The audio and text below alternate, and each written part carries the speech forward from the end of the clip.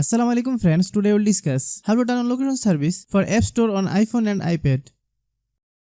You can turn on your location if you want. If you are new to my YouTube channel, please subscribe. Open the Setting app. Select Privacy and Security.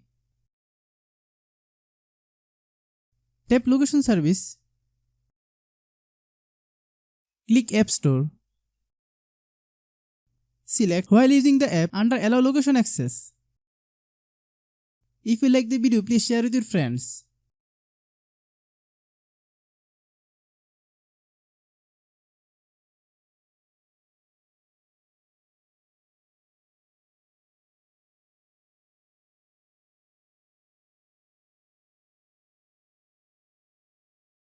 Thanks for watching.